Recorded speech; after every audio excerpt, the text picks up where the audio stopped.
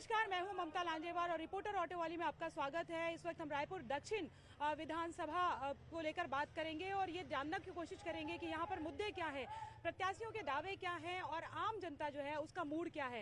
रायपुर दक्षिण से हम प्रत्याशी हैं बीजेपी से बृजमोहन अग्रवाल, जो पूर्व मंत्री भी रहे हैं, काफ़ी कद्दावर नेता हैं बीजेपी के, और अगर हम बात करें तो विधायक भी रहे हैं। अब उनसे बात करते हैं कि किन मुद्दों को लेकर वो जनता के बीच में जाए हैं। लगातार प्रचार प्रसार वो कर रहे हैं। सर, किन मुद्दों को लेकर आप जाएंगे? हम मुद्दों को लेकर जा रहे हैं कि रायपुर शहर का विकास, रायपुर शहर में शिक्षा, स्वास्थ्य, पानी, बिजली, सड़क, जो पिछले 5 सालों से यहाँ का विकास रुक गया है, उस विकास को फिर से चालू करना है। तो हमको कमल फूल को जिताना है, कमल फूल की सरकार बनाना है। और कांग्रेस के एक ऐसे प्रत्याशी हैं जो चुनाव यहाँ से लड़ना नहीं चाहते थे, परंतु उनको ज़बरदस्ती चुनाव लड़वाया जा रहा है। अगर वो चुनाव लड़ना नहीं चाहते तो फिर ऐसे व्यक्ति को लोग वोट क्यों दें? वो वोट कि जो आपके 24 घंटा 12 महीना 7 दिन आपकी सेवा में है, ऐसे लोगों को आप वोट दें और भारतीय जनता पार्टी की सरकार आएगी तो छत्तीसगढ़ और रायपुर का समुचित विकास होगा। सर, आप कह रहे हैं कि सड़क, पानी, बिजली यानी कि विकास के मुद्दों को लेकर जाएं, लेकिन एक अगर हम बात करें तो बवाल जो कटा, आप प्रचार प्रसार के लिए गए थे और आपने आरोप लगाया कि बैजनाथ पारा में जो है वो आप पे पत्थरबाजी हुई। बीजेपी लगातार हिंदू मुस्लिम जो सांप्रदायिकता की बात करती रही है, ध्रुवीकरण की बात करती रही है। क्या लगता है कि ये एक स्ट्रेटेजी का हिस्सा है? मतलब लोग आरोप, मतलब ये बात चर्चा भी हो रही है। ध्रुवीकरण नहीं है। 80% लोग जिस को बिलोंग करते हैं और उनको अगर उनके ऊपर में हमला हो और लोग ये सोचें कि हम दादागिरी के दम पर लोगों को डरा धमका कर हम वोट ले लेंगे, तो ये यहाँ पर संभव नहीं है।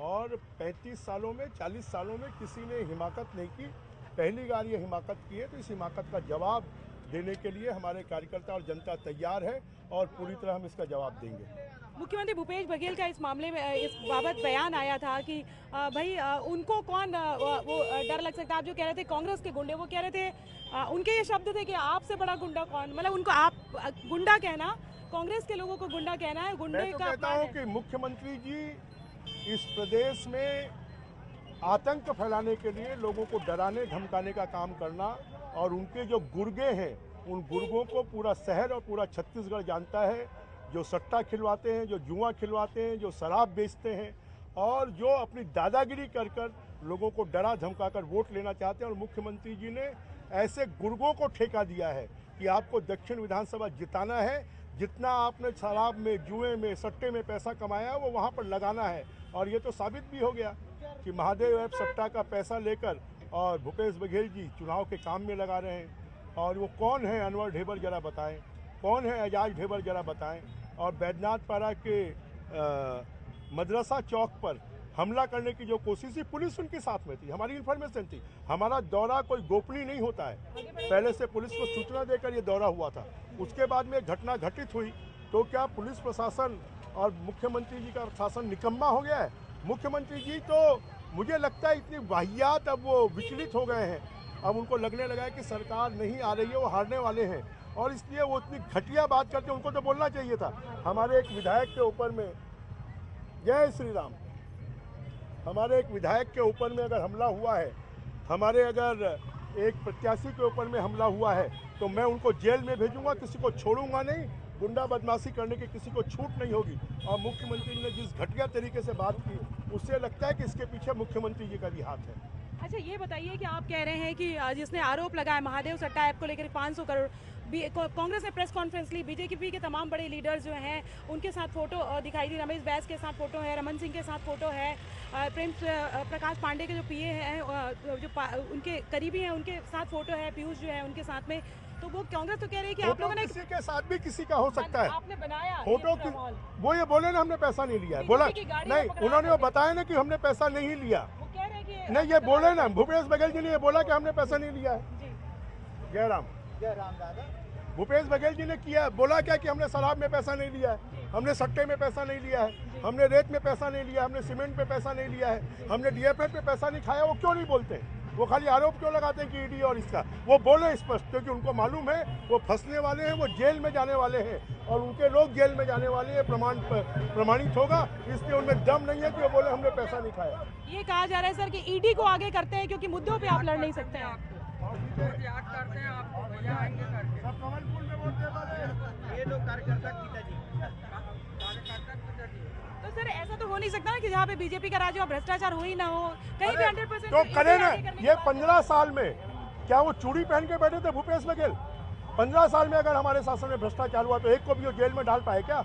एक के बाद भी प्रमाण प्रूफ कर पाए क्या? अगर उनमें दम है तो प्रूफ करके बताएं ना। ये आपका चैलेंज है। ये मेरा चैलेंज है और मेरा तो उनको ये भी चैलेंज है कि भूपेश बघेल जी आ जाए मैदान में, दो हाथ कर लेंगे। दो हाथ कर लेंगे मतलब कैसा? अगर हम करेंगे?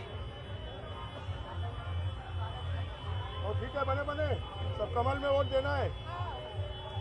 हम तो चाहते थे कि कल अगर मंदिर का इलाका है जहाँ पे दंगल होता है तो आप दंगल के लिए चलेंगे? हाँ, हम दंगल के लिए उनको करते हैं क्योंकि इस दंगल में वो हार रहे हैं और इसलिए वो माफिया लोगों का, अनवर ढेबर और एजाज ढेबर जैसे माफियाओं का सहारा ले रहे हैं। सर सवाल इस बात को लेकर भी है कि जैसे आप जगह जगह जा रहे हैं जय श्री राम कह रहे हैं, तो आप ध्रुवीकरण के नाम पे आप वोट मांग? ध्रुवीकरण क्यों? जो इस देश का अधिकांश मतदाता 80% मतदाता है उससे वोट मांगना कौन सा गलत है? 20% के प्रति आपके पास 20% की भी हम चिंता करते हैं। 20% जो है हम कितना विकास कर रहे हैं वो 20% का भी कर रहे हैं। अगर प्रधानमंत्री आवास मिल रहा है तो 20% को भी मिल रहा है। अगर घर में नल लग रहा है तो 20% को भी मिल रहा है। अगर 12,000 रुपये मिलेंगे तो 20% मिलेंगे। ध्रुवीकरण और जाति की बात कांग्रेस करती है, हम थोड़ी करते हैं। जातिवादी जनगणना की बात वो करते हैं। हम तो कहते हैं कि जो गरीब है वो सब जातियों में है, चाहे वो मुस्लिम हो चाहे सर प्रधानमंत्री तो आके कभी अपने आप को ओबीसी कह देते हैं, कभी वो कहते हैं कि वो तो है ना। हम ओबीसी सहूलियत तो नहीं देखी। नहीं, हम ओबीसी का भी विकास करते हैं। हम पिछड़े का भी, हम आदिवासी का भी, हम हरिजन का भी, हम सवर्ण का भी, सबका विकास करते हैं। और कांग्रेस खाली जातिवाद में बांटने का काम करती है। सर आपने हमेशा हिंदुत्व की बात की है। महंत रामसुंदर दास जो है वो आपके सामने है, महंत है, कितना चैलेंजिंग मानते हैं? वो कोई चुनौती नहीं है। मैं तो कांग्रेस को चुनौती मानता हूँ। और भूपेश बघेल, अनवर ढेबर, भूपेश बघेल, अनवर ढेबर और एजाज ढेबर, इनकी दादागिरी के दम पर, इनके पैसे के दम पर वो चुनाव जीतना चाहते हैं। महंत जी तो चेहरा है। जो व्यक्ति कहता है कि मैं चुनाव लड़ना नहीं चाहता था, मुझे जबरदस्ती चुनाव लड़ाया जा रहा है, उसको जनता क्यों वोट देगी? अच्छा, एक दो सवाल मेरे और। जब हम एग्जाम देते हैं तो आपको याद होगा एग्जाम के पहले नींद नहीं आती थी और ये लगता था क्या हो। तो आप जो बृजमोहन अग्रवाल है उनको रात को नींद आ रही है, उड़ी हुई है, नतीजा क्या होगा, नतीजा क्या होगा? या फिर होमवर्क आपका तगड़ा है आपको लगता है? मैं तो 12 महीना 7 दिन और 24 घंटा काम करता हूँ, इसलिए मेरी नींद उड़ी हुई नहीं है। नींद तो उनकी उड़ी हुई है जो हमला करवाने की कोशिश करते हैं। लीड क्या होगी आपको लगता है? क्या दावे हैं आपके? लीड क्या होगी हमारी आपको? लीड पहले से ज्यादा होगी। अच्छा, पहले चरण के चुनाव को लेकर क्या कहेंगे? पहले चरण के चुनाव में भी बीजेपी 2/3 सीटें जीत रही है और दूसरे चरण के चुनाव में भी 2/3 सीटें जीतेगी। लाल टीका आप भी लगाते हैं, लाल टीका महंत जी को भी लगाया जा रहा है। नतीजे आने के बाद लाल टीका अनवर और अकबर लगा ले, लाल टीका एजाज लगा ले, उसके बाद में बात समझ में आएगी। मतलब दिवाली आपको लगता है आपकी होगी 17 अक्टूबर के बाद? दिवाली हम 12 को भी मनाएंगे, 17 को भी मनाएंगे, 3 को भी मनाएंगे और 23 जनवरी को भी मनाएंगे। तो ये थे बृजमोहन अग्रवाल।